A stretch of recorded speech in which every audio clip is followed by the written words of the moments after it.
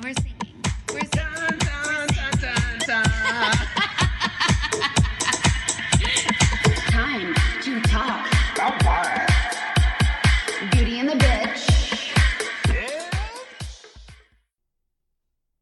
Hi, BBs. Welcome back to another episode of Break Bills University. I love going to school here. This is a dream. Literally, it's a United States of America collegiate school. Wow, you sounded really intelligent when you said that. I'm so proud of you. Thank you. I just recently listened to one of my favorite podcasts, All Fantasy Everything. It's an old app where they were drafting words that you think make you sound smart. Such as wherewithal. Furthermore, one guy drafted the words basically, and they laughed at him for 10 straight minutes while he explained that when he was a child, he thought that basically made him sound intelligent. Oh, poor baby. I've been in college classes with some of those people who think the same thing. Yeah. Basically, you're a woman and you'll never understand. It's truth, though. That's the thing, is it's true. So speaking of things we might not understand to the fullest capacity, today we are talking about The Magicians Season 2. Yes! All of that hand stuff. So what's so great about The Magicians is, first of all, that we kicked off our podcast inaugural episode last year, January 2017, with Season 1 of The Magicians. We sure enough did. And let me ask you more. Have you re-listened to that? Now I'm on a spot, and I have to tell I have not. I'm not trying to put you on the spot. Well, here's the reason I asked is because I was planning on re-listening to it, and I have to be honest, it was really hard to get through. Because it was bad, because we learned a lot. It's not that it was bad. It's just that it's We're just, us, so I'm very critical. We are very talented, also beautiful, also humble. We're so humble. That's probably our number one quality. Yeah. I mean, right behind our beauty. Obviously. Yeah. That's the star on top of the Christmas tree. But no, I didn't want to re-listen to it because it's just, we've learned so much about podcasting since then. So much. And it's like how we were really like famous. Basic bitches then, and now we're like superstars. Well, one of us was a basic bitch then. Anyway, and one of us still is. You need to stop being so hard on yourself. You got a really bright future. That's shade. But anyway, my point was, if I repeat anything from Magicians Season 1, I don't think I did. I'm pretty sure I didn't. But forgive me. It was too self-consciously painful for me to re-listen to that episode. Absolutely. I love a lot of our episodes, but we Not were that real one. nervy. Yeah. We were scared. Yeah, we like pooped in a hat. We were so scared. I still have the poop in a hat. I wish you would stop. It's a memento. So today we are talking about Season 2. So basically, we've gone through 2 full seasons of The Magicians based on Lev Grossman's trilogy, which was The Magicians, The Magician's King, The Magician King, and then The Magician's Land. Yes. So those 3 wonderful little masterpieces were inspired by a hiatus in the Harry Potter world, and Lev Grossman, being the lovely fantasy nerd that he is, took fan fiction to a whole new level and created his own magical world.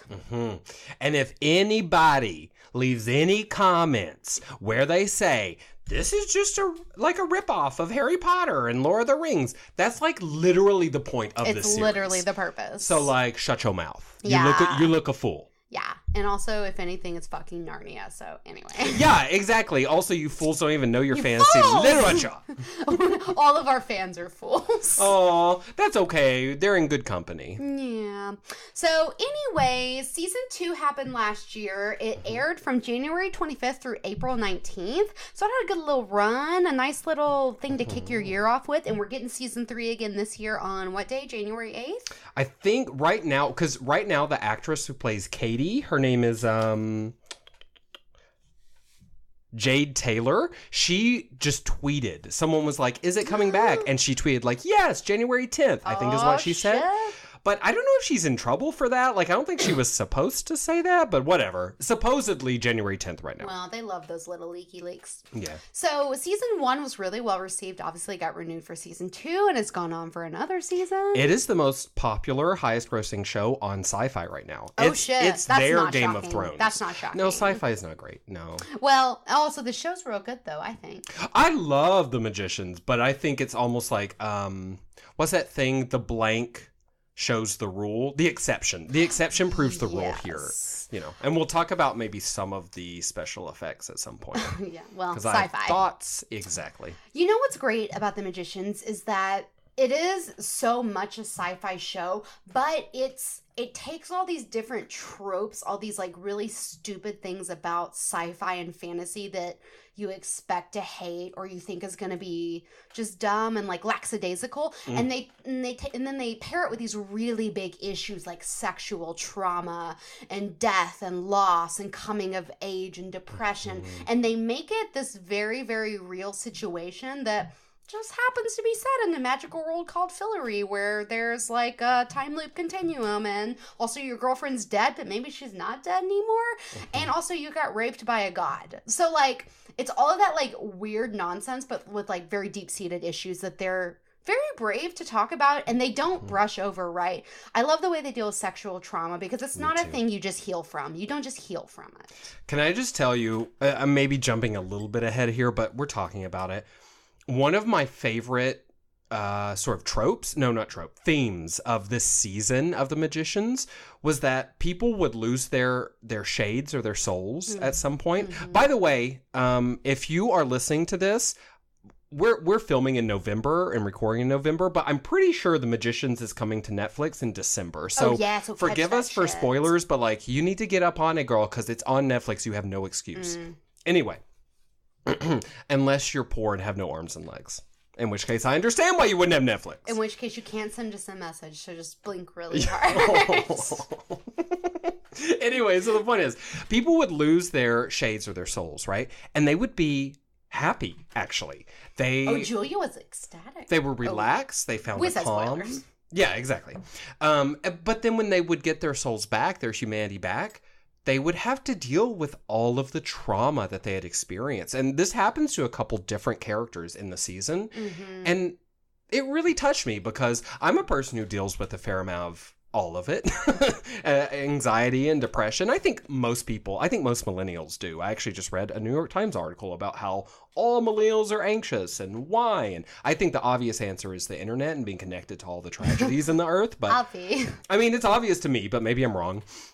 But my point is, I thought that was really beautiful. And they really brought depression in as a natural, not just depression, but sadness, pain, as a natural part of being human. And if you're not feeling that pain, actually something is wrong. Yes. Right? Yeah, it's not part of the human experience to just be like unabashedly happy for no reason. Yeah, like you're a psychopath. Exactly. Which Julia was. She was. Briefly. Yeah. And might continue to be so. We'll see. Yeah, we can get into that. Like, she's a psychopath, but then she's a psychopath who's nice, and like, I don't know about. But also, that. we love her. She's like my favorite character these days. She's also deeply gorgeous. She is so beautiful. Love that girl. So that same sort of concept lives inside of the trashy television show that I love called The Vampire Diaries. They have this thing. I feel like shade, which the Magicians uses to represent like your soul and like you remove your shade, is not, to me, the most eloquent way to describe that. It really wasn't working for me, the words that they used. And that's not in the books. That's not book canon. So that's kind of like a new thing that we're dealing with. And I'm fine with the concept and them throwing that into there. But the words weren't working. And the Vampire Diaries had the same problem with the same concept. They referred to it as flipping your humanity switch. And there was like some sort of thing. So vampires, of course, are ridden with guilt over the carnage and death that they wreak. And a lot of vampires choose to be good people only to drink like blood bags or like animal blood and to like not kill humans in their endeavor to have immortality. Sure. But when you become a newbie vampire, you know it's all brand new, so you either just kill a shit ton of people, you go on like kind of a rampage or whatever. And, you know, maybe every now and then you snap and you do it again. So there's this option, somehow, magic nonsense, that you can flip your humanity switch off so you don't have to care about the guilt that you deal with. And then you just kill whoever you want and you don't care and you live your immortal life happily. So same sort of thing. And then when you flip it back on, all of the guilt floods back in, and then you have to live with all the choices you made while your humanity switch was flipped off. So I was into that. I was like, I see you creators who definitely watch the CW and are into the Vampire Diaries, and I respect you because borrowing from other loves is, of course, the greatest form of flattery. Well, and that's what every creative person does also. I mean, writing is just stealing in a My sneaky book, way. Larry Motter, is coming out on March 28th. Well, hold the phones. Stop the recordings. The title of your book is Larry Motter. And the schmorter of the unicorn. Oh, it sounds really unique and different. Yes. A protagonist named Larry Motter is my new favorite thing. By the way. I'm going to name my firstborn child Larry Motter, and my husband has no say in that. Is it going to be Larry Motter Messick? Because that's just actually... Larry Motter. Larry Motter, my baby. Oh, that's your baby. That's your booby. He's gonna hate me like all children do. So. Well, that's a given. Yeah, that's a given anyway. Woo! Okay, we got a little off track. Larry Motter! But life. Okay, I wanted to tell you about how well season 2 did, even though you've already said highest grossing show.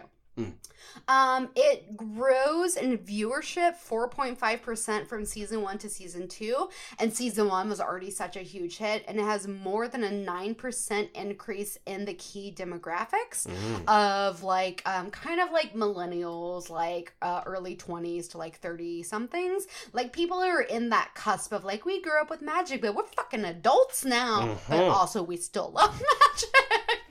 So basically us, we're the demographic. We are the demographic. Yeah. So that's interesting, and it's just going to increase viewership. Season 3, they project like an increase similarly. And I've seen the man who plays, the beautiful man who plays Penny, his name is Arjun Gupta.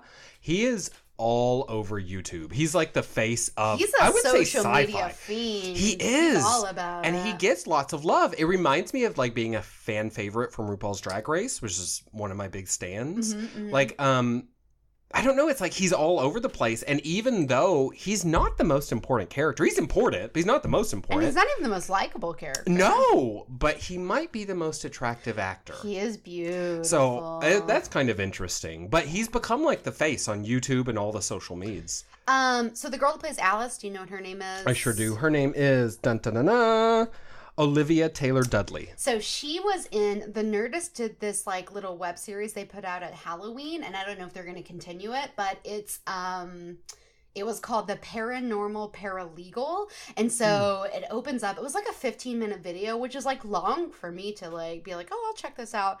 It was amazing. It opened up on like a tarot meets like seance meets like crystal gems and sage sort of like shop, like a shop we would definitely go Very to. the craft. I'm and into there's it. like this girl and like this gay dude's working there, and they're just like doing their thing, and they're like, oh, there's no customers, let's like close shop.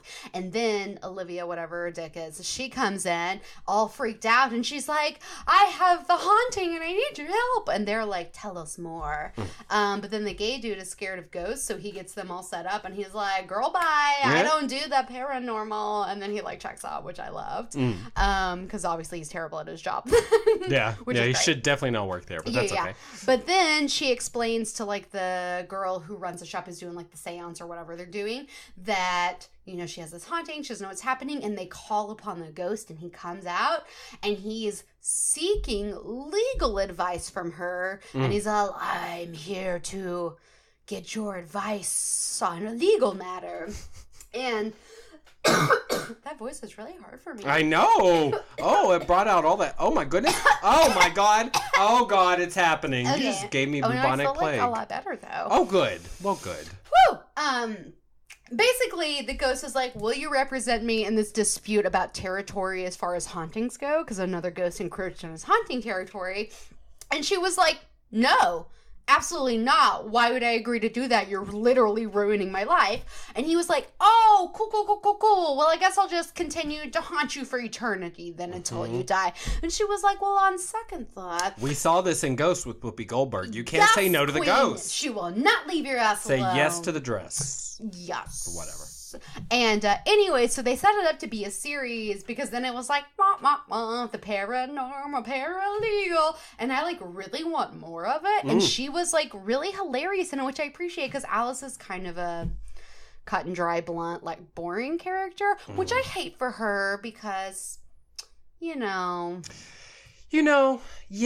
Okay, well, let me say, so when I was doing research about this, especially about Alice, I saw a lot of people online be like, in the book, she's supposed to be plain, but she's like so stunningly gorgeous. They all are. Well, that's one thing, is they're all beautiful. Compared to normal people, they're all model, gorgeous, beautiful. Quentin's plain and simple. Yeah, Quentin is so cute. Yeah. He's very attractive. He's precious. His haircut would look fabulous on you. I was I don't have straight hair, but I was thinking Outlander plus Quentin is literally what I'm going to ask for. You want the Sam Heughan meets Quentin Coldwater? Yes, you got me. That's what I'm going to go for. That's what you tell your hairdresser. That's what I'm literally. I'm going to bring 2 pictures. You walk out the door. You don't need that negativity in Burn your that life. shit down. Well, that's like excessive. Teach them a lesson. That's a really aggressive approach to what we were just I got a lot of internalized anger, but anyway, so Alice, a lot of people online were like, she's too stereotypically beautiful. Now, I'm not coming for Miss Dudley. That's her name, right? Yep, Olivia, that's her last name, Dudley. We're on a first name basis. Exactly. Oh, well, I can't, I call her Lev. Do you? Does she like that? No. Yeah. No one likes when you shorten their names, right? Can you call me Bop. Get out of my house. I can't. Hanson. Okay. I don't think that she's that stereotypically beautiful, but here's why. And I'm not coming for her looks. She's got her body is banging beyond. Her boobs are huge. Those are like D's. It makes my boobs look like teensy. And you have a very large rack yourself. Oh my God, thank you. Oh, you're so sweet. But you know why? Yeah, I try. You know why? I think she looks like Kristen Stewart from Twilight. Oh, she doesn't have a lot of facial expressions. Maybe that's the conclusion you're drawing. Well, and she's got a chin that reminds me of Kristen Stewart's and a mouth that reminds me. And it might just be me. And I'm not saying Kristen Stewart's ugly either, especially because I heard that she might be a lesbian. Oh, she is. Very supportive of her and of that. But, like, I don't find her attractive either. And it's because her face always looks like this. Yeah, I hear you. No shade to Livy, but no. I think, she's definitely not, like, the prettiest person in the cast. But they're all still quite attractive. I mean, if she walked in here, I would dive headfirst into her pussy. Don't get me wrong. And that's unusual. But she's a star. She is a star. So I'm not coming for her. But I just thought it was interesting because I always thought she was okay for the role. I didn't think she was too pretty, actually. I thought she kind of fit it. Honestly, I feel like because of like what she does with her extracurricular time, especially. Say that word again. I can't. Oh, baby. Basically, I'm gonna re-record that word and drop it on top of it and say it's so pristine. You're not even gonna know. So people are gonna be like, "Why is he?" It's gonna be like extracurricular. You did it. It was good. Thanks, baby. She does like fun stuff with her spare time, so it makes me think that like in real life we would be friends. And I've seen her in some interviews, and she's just like kind of quirky and like she seems like someone I could have a conversation with, Oh, sure. So I feel good about that. Arjun Gupta, he seems like too cool for me. Like I would not be cool enough to be his friend. You know what though? I think I knew some boys that seemed like him in college, and I think he's the kind of cool boy that would also be really sweet though. He seems so friendly. He's like best friends with the entire crew. All of their shooting crew. That's perfect. I think a lot of them are close to them, but like he especially constantly gives them shout outs. And that tells me that he's actually a really sweet man. He's also a practicing Buddhist. Did you know that? I did not. So he's real zen. I mean, everything about him makes him sexier also, he's to me. Really fine. So fine. Yeah. Yes, girl. Okay, so season 2 of The Magicians. Whoa. Let's talk about where it kicks off. Yeah, we're not going to do a full, plot run through. We used to do that in earlier episodes, but if you haven't seen it, you need to girl watch it. We're not just going to fucking explain it to you, but a lot of stuff happens. It's a really packed season. Okay, so it's where it starts off. Where does it start off? Where's the beginning? What's the episode 1? So, in the very beginning, let me see if I have a note on it. They're kings and queens and Fillory. Is it the crowning ceremonies in the first couple episodes? Yes, they have to get crowned in Fillory. So they found out at the end of last season, Jane Chatwin died. Oh yeah. Okay. Oh, Jane now we're on Chatty board died. with the Beast. Oh, okay, Yeah. and the Beast is around now. Okay, and Julia's like, I think the Beast is my friend. I'm gonna cut a deal with him. And everybody's like, da fuck, Julia? Da fuck. Everyone's not happy. And then our homies got to move into Fillory, become kings and queens, but simultaneously they have to continue their quest to kill the Beast in objection to Julia's quest to use the Beast to kill Reynard, who was the fox god who raped her, impregnated her, and essentially set her life path in a totally different direction. Killed almost all of her friends. Yes. Yeah. And so we met Ember. We met Ember. Season. He's the goat god. Ember and Umber are the gods who created Fillory, right? Or whatever. They ran that shit. Umber is supposedly dead. We met Ember. He's disgusting.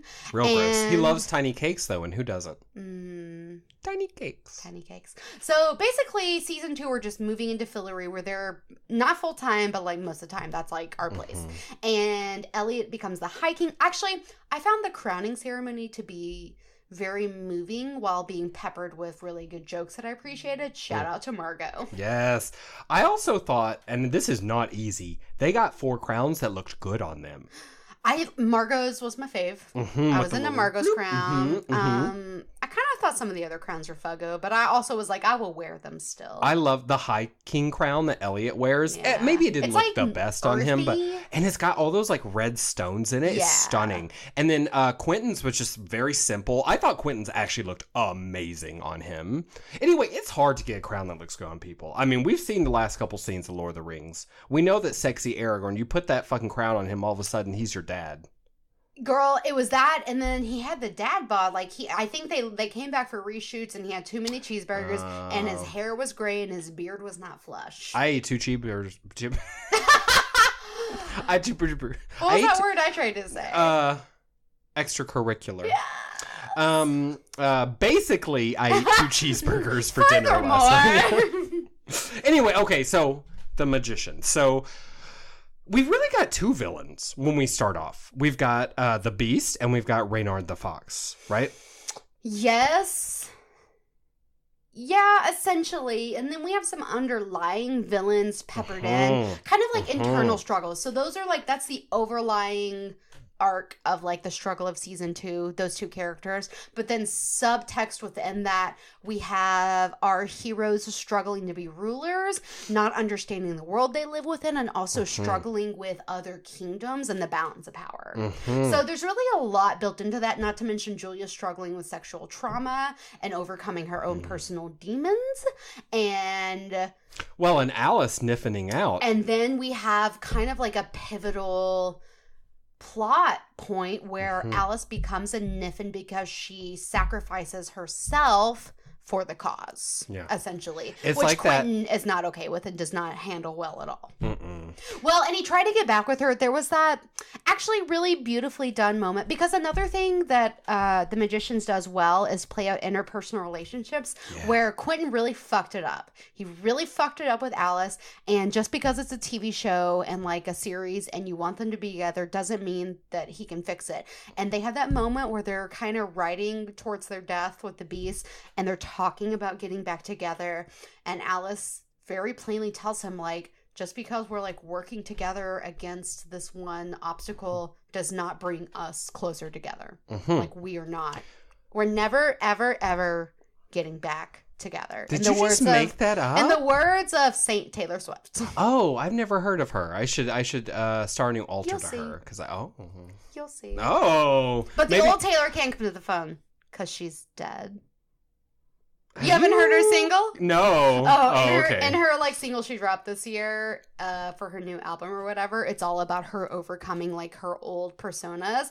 And it's a kind of tight song, but then she gets to this one part like she always does, and she drops kind of a rap talky line in, which she cannot do. No. And she's like, a phone ring, it's like bring, and she's like, hello? Oh, Taylor, she can't come to the phone right now. Why? Because she's dead. She's so edgy now. Anyways, she's got bangs Super and black eyeliner and dark red lipstick. And I'm like, bitch, that's circa me last year. Taylor Swift, well, that's the thing about Taylor Swift is she's pretty tired, I think. I like some of her songs. Some of her old songs, I felt. Girl, I'm there for it. Girl, I was tears for queers over here. But these days... shake it off. Yeah, I shake all that shit off. What's that song where... I love you and I was always here and you never saw me and Pretty Cheerleader Girl or something. You know what I'm talking about? And the music video, she's like watching a boy from her bedroom. It's very creepy. But Yes. I love that song. She wears short skirts. I wear t-shirts. She's cheer captain and I'm on the bleachers. We were on the bleachers. But by the way, she would be cheer captain. She would Obviously. not be on the bleachers. She wears short skirts and high heels. I don't know who she's trying to fool. But whatever, I'm there for it. She's not even wearing glasses. How can she be the nerdy girl? Or she wears glasses without lenses and she pokes her eye. No, she's not very... Anyway, that's enough. But interpersonal relationships, though. Yes, they crush it. They do. Okay, I think one of my favorite relationships in The Magicians is the one between Elliot and Quentin. I think it's such a sweet, they have a name. Tender. It's like Quelliot or... Quelliot? Well, now, I'm not shipping them. No, but like they have a bro like name. A bromance, yeah, they have like a bro name because like they share like so many special things, and of course Elliot was there from Quentin from his first steps in No Break Bills. He guided him. They've had a lot of moments, and Quentin's not his best friend. Margo's his best friend, but Quentin is like they have a very different relationship, much less toxic in a lot of ways. Yes, I totally agree with that. I totally agree. There's just a sweetness. You can just tell that they love each other. They really do. Their chemistry is legit. It's undeniable. Yeah, those two actors together. Yeah, and of course they have had sex at one time, which is the reason. But drugs, they take you there. Yeah, exactly. I will say at some point someone's like, oh, because Elliot's dick was in your mouth. That's like a quote from the season. And then I definitely imagined that for like a solid 10 minutes because that was pretty hot.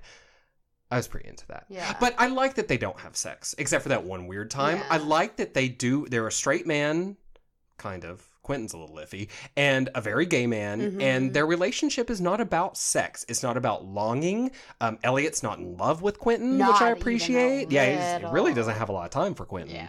And I don't know, I think that's a very real relationship. That's really important. And they go out on a limb. That's a thing. So they do a lot of things different from the book. They make a lot of changes, but a lot of the changes that they make are really inclusive and really bring a lot to the screen that we don't see a lot of as far as LGBT relationships, interracial relationships, and just like they bring light to a lot of issues. So really, they're doing a lot of things right with the changes they've made, honestly. I was really nervous as far as things that happened in season 2 about the whole Finn and Elliot marriage situation. Yeah, because it's a little bit like... Well, okay, here's the thing. As far as the characters, like Elliot has no choice, right? He has to be there. He has to marry Finn. Finn has no choice either, as far as that goes. His wife. Finn. She's not as upset as he is, but still. No, I mean, she's like queen now. Is that gum on your hand? Yeah. You're so classy. It was on my wine glass. Oh, yeah. Naturally. Just put it back. Yeah, you just be yourself, Queen. I'm sorry I called you out. I just want you to be you. So at the beginning of the season, I was a little like, okay, are they going to make Elliot like start liking having sex with Finn? Because that's annoying. Well, here's the thing. It sounds harsh, but to me, that is a straight girl fantasy. And that's a straight girl fantasy. It's a toxic fantasy, honestly. Yeah. That fantasy of, oh, my gay friend is suddenly going to want to have sex with me. I mean, you've been there. We've both been there. Yeah. And I mean, to be completely serious, like, that's something you have to let go. It's just like gay boys being in love with straight boys. I mean, you just have to let that go. And so I was really afraid that they were going to... It just felt gross to me. I didn't like it. But then, after all, Elliot meets the king of Loria or whatever. Yeah. Loria. Yeah. And he's just like a real good-looking man. Yeah. ain't messed up about it. And he is black, you said interracial, which is important. Also, Margo has sex with his son, who's he's also hot. fine. They're both fine. Yeah. And so I was really happy about that. I will tell you, though, girl, there is a rule that the High King can marry a man, and no one told Elliot no. That's fucked up. Well, to me, that was... That's not book canon. No, and it felt like sloppy writing to me. There was never any hint of that, and then all of a sudden it was true. They make a lot of like, oh, you didn't know about this thing that we're introducing as a plot device. You know, they do that, and I hear you, like a little bit of sloppy writing, but I also think like sometimes maybe they've dug their hole into some things and they really want to introduce something, and instead of spending time on doing that, they're like, you know what? We'll just make it so. We'll just make it so and just do it. Which I felt like... Oh, I'm sorry. I didn't mean to cut you off. No, you're good. I felt like overall, season 2, I thought the first couple episodes were astonishing and great. I thought the last... Did you love that joke about... Sorry. No, go ahead. Margo and Elliot... They really struggled a lot this season, but they had some like fire moments with just some like... They do subtle humor so good. The two of them, like they are...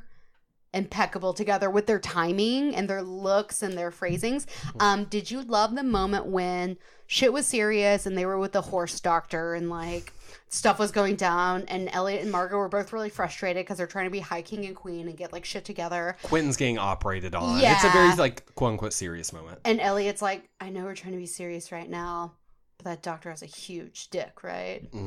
Or maybe Margo says it. Margo says it, and Elliot just like looks down and he looks over her and he just like shakes his head slowly. Yeah. And he's like, yes, we're in agreement on that. Because the doctor is behind a sheet, like a tent, but he's being lit from behind. And he's so also all you a see horse. is giant. Yeah, he's a centaur. So he's got a giant horse stick. Yeah. I mean, there are a lot of really like sweet moments like that. And I have to tell you, I was considering doing a game about the relationship between a straight woman and a gay man because it's such a trope. And it feels very real to me, their relationship. And it's not very real. It's really solid in that they definitely love each other and there's so much love there, but they have a lot of problems and it's very toxic and they're not good friends. Sometimes they're not good friends, and neither of them frankly are great rulers, honestly. No, I think they're that struggling. Elliot is High King, especially in the beginning parts of the season. I was like, you're a horrible king. Yeah, I know you didn't really sign up for this, it got thrust upon you. I'm not saying I would be better, but Elliot is not a good king. Can we take it one step back really quickly? I wanted to talk to you about this fan theory that I read. So as we've mentioned several times, there's a lot of changes from the book to the TV show, and there's a lot of things we could do to explain that away. You know, they've asked a lot of questions about it, like why is it so? But basically there's a fan theory out there that has some merits and has like less merits in some ways, but it kind of makes it okay if you think about it from like this perspective. So basically season 1, we have this time loop storyline introduced by Jane Chatwin. She's constantly changing the time loop, right? So there's something like 49 other time 37. Loops. Yeah. I could there, be wrong though. Besides the current one that we're living in. And supposedly they all ended with everyone dying and the beast succeeding. But there's really not a perfect science to time loops, so we're not entirely sure what everything is with the time loops, and maybe the librarians are the only ones who would actually know because they hold all the knowledge. However, if you look at Magicians, the TV show, as a separate time loop, because of this time loop continuum, a lot of things are the same, but some things are slightly different. And in some cases, there's characters that didn't exist before that exist now, because when you make one change, there's like the butterfly effect. So basically there's a separate time loop, and it explains, for example, they acknowledge in the show, in the book, Margo's name is Janet, and there's a moment when Jane Chatwin calls Margo Janet, and she goes, actually, it's Margo. And she says, this time, which supports a time loop continuum theory. So in another version, because Margo says her like middle name is Janet, or maybe it's her first name and Margo's her middle name. Anyways, so in another time loop, she just goes by Janet. A tackier time loop. Girl, yes.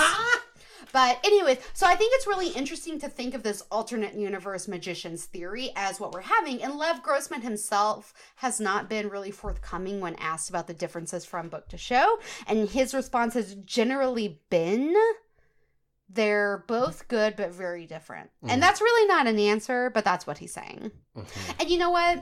Honestly, as a fan, to fully accept the show, you have to just accept internally that it's just a different thing. The same way you do with Game of Thrones. I love the books. I love the show. They're just different things. They're different things to me. Alternate universes, if you will. They kind of fucking are. And I feel like as a literary book-to-screen adaptation person, which we very deeply intrinsically are, you have to just accept that, take everything with a grain of salt, and like enjoy the changes and enjoy exploring a new world that frankly you don't know what's going to happen in, which is kind of exciting. Well, I totally agree with you. And I think the time loops make a lot of sense. They really explain away a lot of that stuff. Penny is a really good example of someone who he is so different than he is in the books. He's a completely different character. For one. Attractive, doesn't smell like asparagus for another.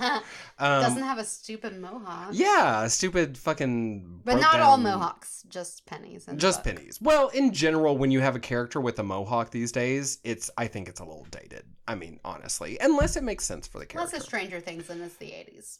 That's who has a mohawk in that. Oh, did you watch season 2 yet? Yeah. When 11 went to Chicago and like... Oh, she got all emo for a minute. She got all she book got 5 all of Harry circa Potter. 80s punk. Yeah, she did. But so like Penny in the books, he's a loner, right? And that's like, he's like a lone wolf person. He goes off to the library, does some stuff. He's got adventures, but he's not always with the group. That works in a book because you can follow him and you can talk about his internal monologue and give him stuff. It doesn't work in a TV show. Loners are really hard to do in a TV show because it's literally just a shot of someone reading a book. Like, that's not interesting, even if in their mind, if it was a book, you'd know what they were thinking about as they read that book, right? That's why it has to be an alternate universe, really. But by the way, speaking of sort of oddities that come to light when we go to TV. So I have been watching The Magicians online, not via SyFy, not because I didn't try. Can I tell you, it was really difficult. They don't make it easy. They don't make it easy, which makes me crazy. There's no way for me to subscribe to SyFy in any way except getting cable, so I'm not doing that. So I watched online anyway, and they bleeped out every time they said fuck. And let me tell you, girl. What? Yeah, it was weird. All the online things that I watched did it. And it wasn't bleeped. It was like, you know how they elided out? So just like the word isn't really there, but you can just hear the K at the end.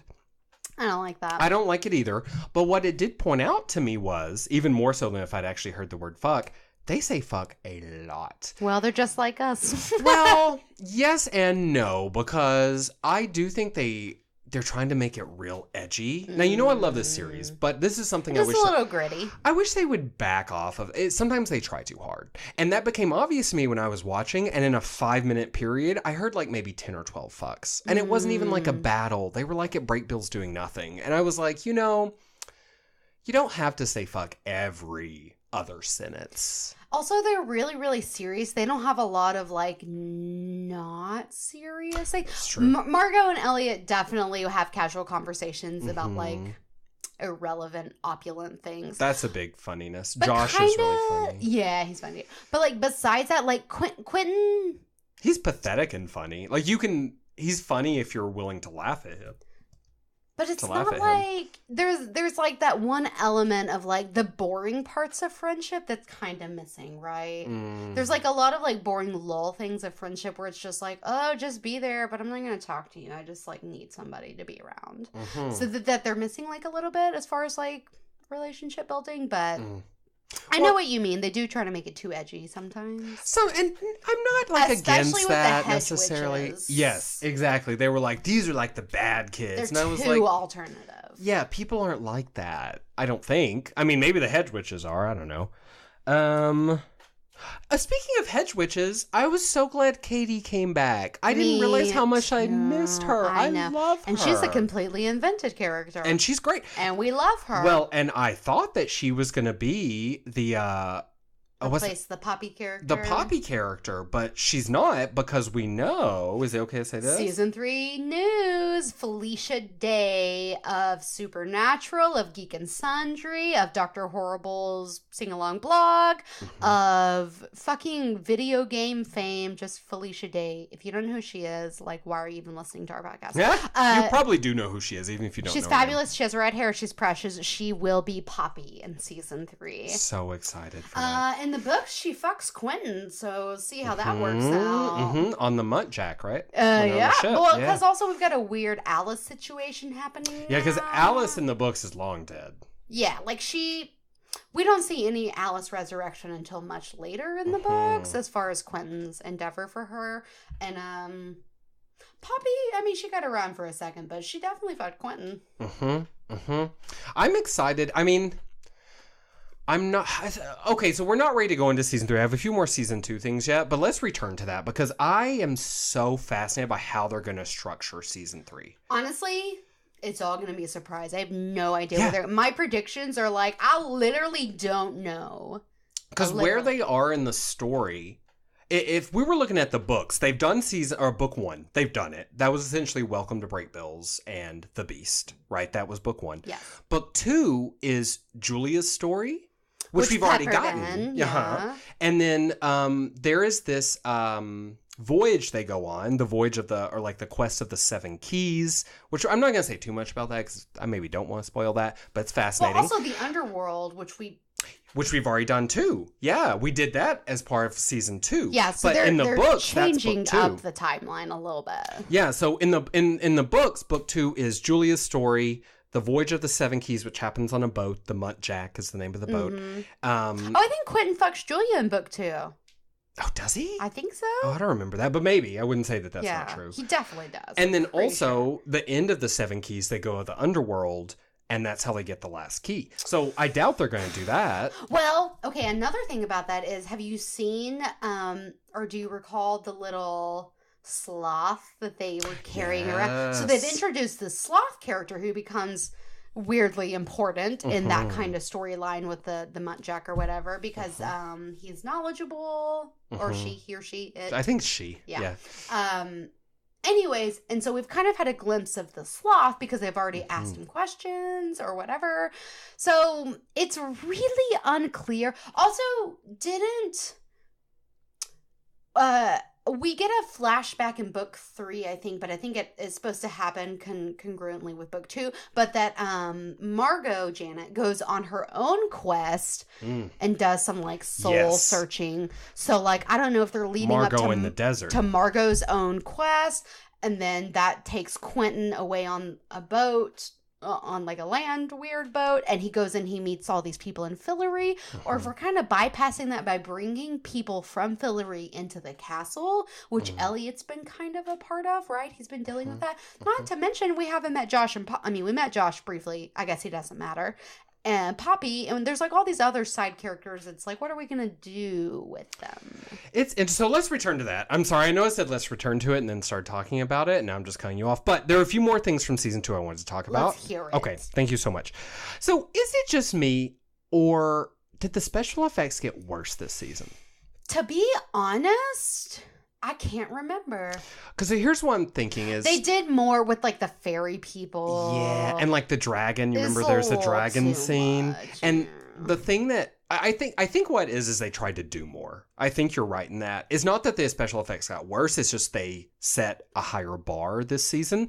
But my biggest thing... You know those little diamond crystal things that revolve above the castle in Fillory? It looks like fucking Hyrule or something. It's horrible looking. It looks like a video game. I'm not into it And either. And what the fuck was the point of those things anyway? All you really need is a castle. They literally play no part in the plot. They look horrible. Art direction is lacking a touch. Did you just poop agree. a little under the carpet? Is that why I heard falling? Just a little...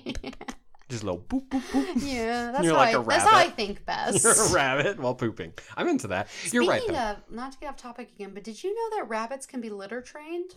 No! I know people with rabbits, and they just like train the rabbits to be litter trained. I thought they just poop whenever, like horses. Well, apparently, it's because they're like cats and like to bury their poop, it's quite easy to litter train them. Really? Good to know. Side note altogether, right. but fascinating. Huh. Well, I'm just gonna dear diary. Today I learned. Dear diary. No diary. Okay, so Morgie, there is one thing that we haven't talked about yet that I am really passionate about, and that actually broke my heart. It's the death of Marina. Oh, that old hoe. So I don't know why, but I fucking loved her. She was not nice. She's a really good actress. I think that helps. I think she is a really good actress. She's fantastic. And I know I'm a shallow person, but I also think she's stunningly beautiful. She's gorgeous. Like her gorgeous pale skin and oh. Do you think she wears a wig? It's real or a wig? I thought it was real, but it could be if it's a wig, it's a good wig. It's a good one. And I also loved her character. I mean, she was the badass. She was the witch in charge of the West Coast we saw. Because remember, she called that East Coast witch, and she was like, "We split up." Wait, they were on the East Coast because New York. Oh yeah, you're right. So switchies. Flipsies. So she's the East Coast. She called the West Coast witch, Yes. right? But anyway, so you probably know this already if you're listening. I hope you do. But Reynard gets her, essentially. It was real sad. Well, it was sad because she agreed to be the bait, to pull him in, shell that shit, and then the magician, what's his name, the Beast, transported them away, left her alone. Poor, sweet, sad Marina closed up all her wards to keep herself safe, and then Reynard was in the room with her, and he killed her. Okay, so I was sad that she died. But the thing that actually like really broke my heart is when they pulled her back and she was legit in hell. Like she was so in hell. And like it's so sad. She like begged them not to send her back there. It reminds me of season 3 of American Horror Story, Coven, the Swamp Witch, who is essentially stuck in the hell of her own imagining for the rest of eternity. Which is also going to be your name when you hit around 45. Yes, it's already. I just call myself Swamp now, but yeah, you're really transforming over Don't time. drain the swamp. Don't drain the swamp. No, but I like literally cried. It really also, I think Marina was such a strong character. Yeah, she was a bitch. She was kind of really villainous, dynamic. but she was powerful, and she was reduced by Reynard in life to this like sobbing, sad, broken person. It broke my heart. It was really sad. You're right. Yeah, that was really powerful. Her whole transformation, it was really moving. And that's another great addition, like her as a person and Katie, just like their whole arc really adds a lot. And you know, fans aren't really upset about the addition of them because of how powerful their impacts were. Because they were fantastic. Yeah. You know, I guess it'd be different if they sucked. It would be very different. Yeah. If that actress had been untalented or badly written, I don't think I would have minded at all that she went to hell forever, but I liked her, so I was sad. Yeah.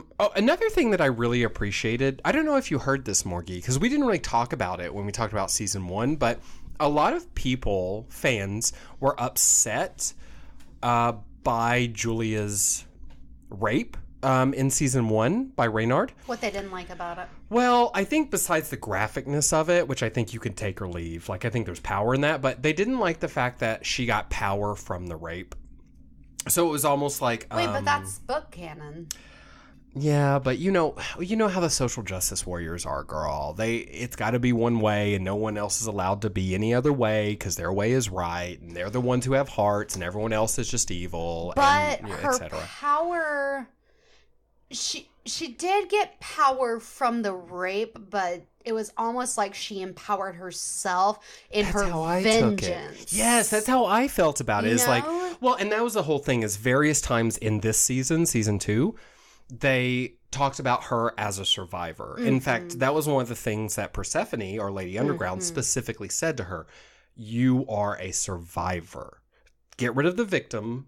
You know, that may have been true. You can't be but that don't person. own that. Yeah, that's not for you to own because that was something thrust upon you. What you can own is being a survivor. And I felt like she had a survivor storyline, you know? She tried and she failed. She fucked a lot of shit up, actually, this season. I mean, she made a ton of mistakes. Including her interpersonal relationships. Yeah, she literally lost her soul. Yeah. I mean, you can't get much, though that wasn't really her fault. That was part of the abortion. But, I don't know. I just appreciated the survivor storyline, and I appreciated them really giving her character the time to feel all of the bad things and then take all of that trauma and turn it into power.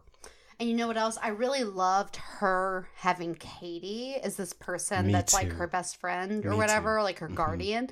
Like they're really good together because Katie's alternative in a different kind of way than Julia. Mhm. And them together, like they bring out the vulnerability in each other, and it's really sweet. I love them together. Yeah. They might, I mean, except for Elliot and Margo, who are just always going to, they're Perfect my, in every way. Mhm. They're definitely one of my favorite friendships in the group. Yeah. Yeah. And as per everything always, Quentin's one of like the least interesting people to kind of follow. Look, that character is hashtag blessed that actor whose name is Jason Ralph, who I think is a fantastic actor. Yeah, me too. Quentin is lucky that Jason Ralph took that character on. It makes him much more likable. I saw on Reddit someone was like, does Quentin ever get better? I think I told you about this. And I wrote in because they hadn't read the books yet. And I was like, kind of, but not really. He's always himself. Frankly, for most of the end of the third book, The Magician's Land, he doesn't get incredibly better, but I feel like the ending that Lev Grossman wrote for Quentin was unique and beautiful and really powerful. So I think that Quentin has a beautiful ending, like a good way to wrap up his own storyline.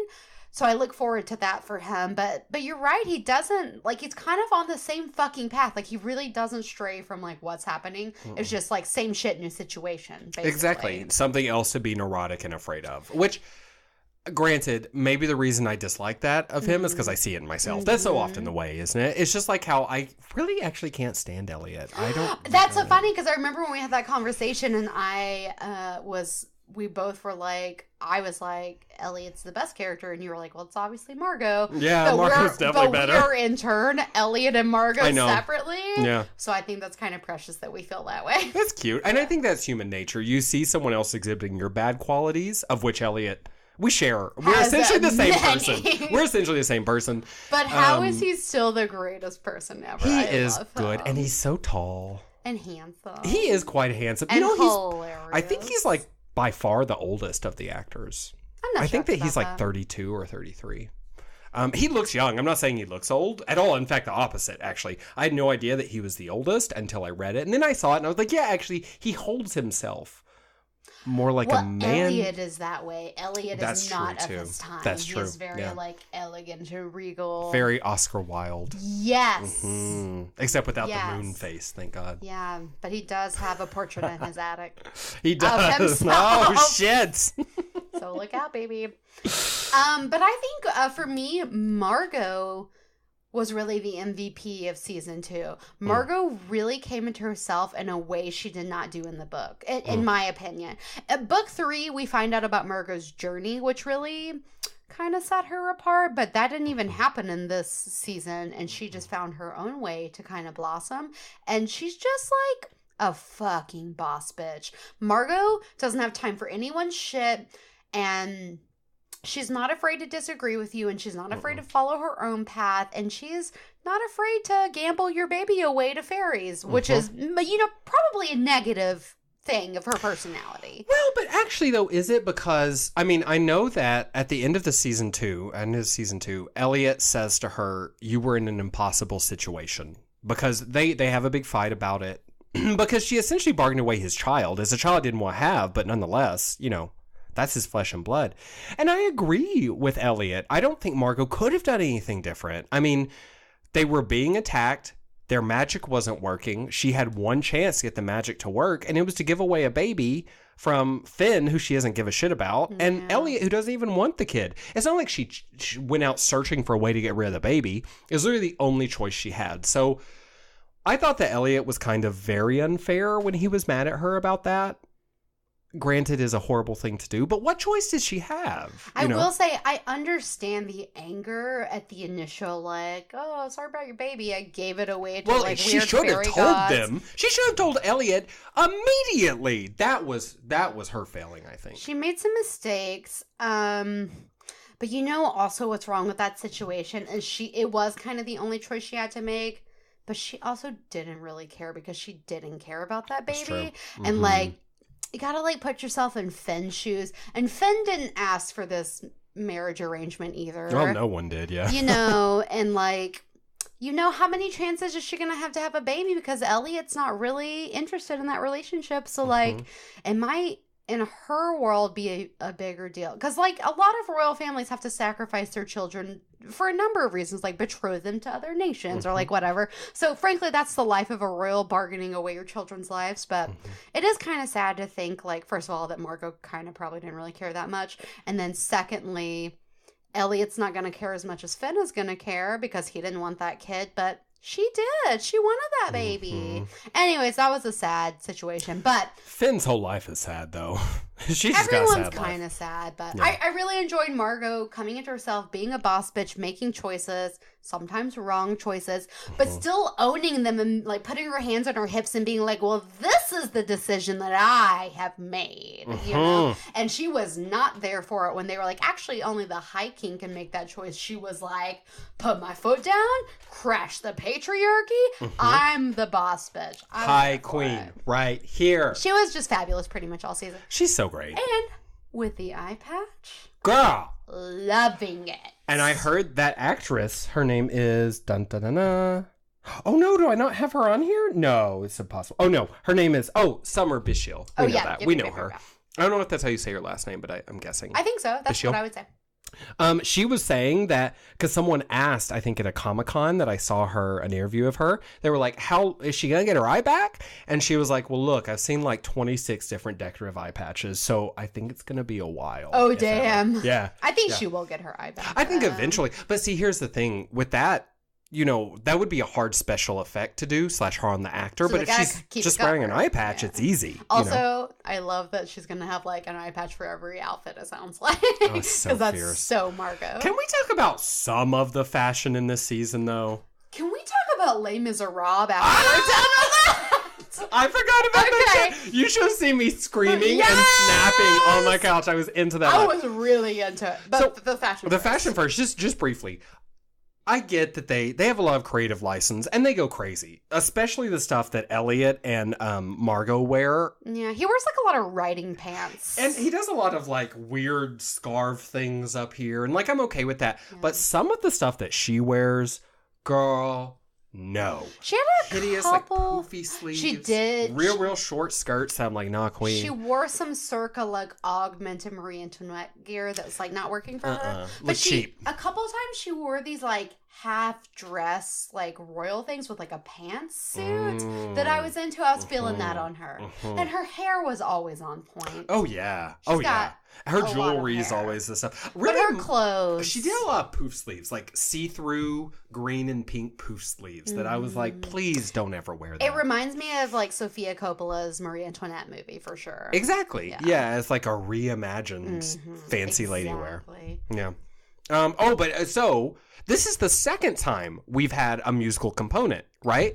Because first we had Shake It Off, the Taylor Swift Shake It Off. Which I was into. I loved it. I'd completely forgotten about it, actually. I loved how annoyed Penny was about it. Like, that was like the way that Quentin drew him. Anyways, that was great. But I unexpectedly to see Les Miserables, right? And then to see wasn't Finn playing the like Eponine role or whatever as like the scorned lover who like loves you but you just don't want to be with her. Yeah, so that was a beautiful parallel to draw. Not to mention a way to bring out the fucking singing chops. Yes, queen. I was there for it. I love Finn especially. She crushed it. Oh yeah, her voice is stunning. Yes. In fact, gosh, probably the best. She may have been on Broadway or something. Like she had a gorgeous. If that was really her voice, actually. I think it was. Okay. I bought it. I loved. Elliot has, I think, a gorgeous voice. I was into it. Oh, you weren't? No, I was. Oh, I thought you were like you were. So no, I was. Like, I ate it up. It's like a high, warbly tenor. Times. It's like really beautiful. Yeah. It's a weird voice. Yeah. Not what I would have expected him to have a really deep voice, but like I'm into it. Me too. I love that. I was so into that live.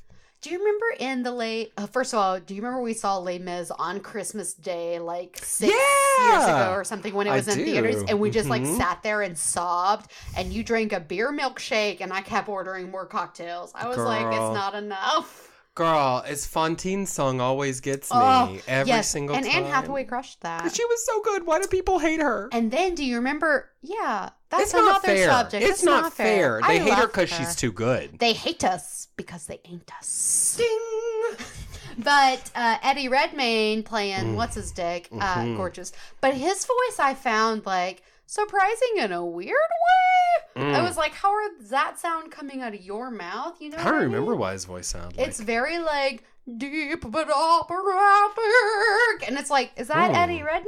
Because his mouth is moving. Well, I'll tell you what, girl. I think it's everyone's voices, because if they're not going to dub over old Russell Crowe, they ain't dubbing over nobody. Oh, and they should that have. Motherfucker, They holy should shit, have. girl. They messed up. They ruined that character. They ruined that musical. They ruined his career. They ruined my life. They ruined the world. I can't think of the word Chevere without laughing. Whoa! He's horrible. That was horrible. Terrible. But Elliot, Finn, everyone crushed it. Love the dancing, was especially the moments where the stage parted and the thrones broke away. I felt like it was just great and unexpected. It was just like a little like special treat. Yeah, it was. It's almost like fan service in a way, you know? I can't wait to see if they do a musical season 3 episode and what it's going to be. I think they're definitely going to do it. One of the producers, oh, he's such a well-known name, and why can't I remember his name now? I think he did like Glee or Pitch Perfect. Like, you would know his name. There's a connection there between like musical stuff and the Magicians. So I think that's going to be a consistent thing. I look forward. Overall, before we move into like maybe the next bits, what rating would you give season 2 out of 10 stars? How many stars would you give it? 8. 7.5. 7.5. That's about. I think me too. I think it's 7. The only reason I wouldn't give it higher is I felt like it really sagged in the middle. I would say like there were 13 episodes, right? I think I would say episodes like 6 through 9. Horrible, I thought. And they kind of explained some of it, because at the end when Ember's talking about all he's done, he's like, I made all this stuff happen. But he's the problem for a lot of it. Oh, low battery. Oh. Okay. It's gonna keep going. If it dies, we'll see you never. Bye. Sorry, we were recording something else because multitaskers. Yeah, you know us. Anyway, famous I think in Eastern Europe. Ember is a big part of the problem, I think, in a lot of ways, because he's just deeply boring and unattractive and like disgusting in so many ways. And well, actually, do you want to go ahead and move into Ember's monologue, and then we can come back and talk about disciplines maybe a little bit? Yes. So I loved the last episode of the season. It was episode 13. And if you remember, it started with quite a long monologue from Ember, sort of telling us what was happening in the world and explaining things from his point of view as we like zoomed into Fillory, right? Okay. It was like a 5 or 6 minute monologue. It was so long. And really what he's talking about, and this is something we don't find until literally that episode, is that he looks at Fillory as reality TV, something to entertain him. Oh, right? That's right. Okay. And I thought that was I thought it was fascinating on multiple levels. First of all, that was a good wahoozy for them to make sense of all the ridiculous shit that's happened this season. That some of it was just like Deus Ex Machina, didn't make any sense. Why is it happening? Also, though, the idea of like life as a reality TV show, kind of like the Truman Show or something like that, and God as a gamer, almost like a Dungeons and Dragons like dungeon master, who is really just not trying to make us happy, not trying to make us safe, but just trying to entertain himself or herself, I thought was actually a really horrifying premise. Yeah. Right?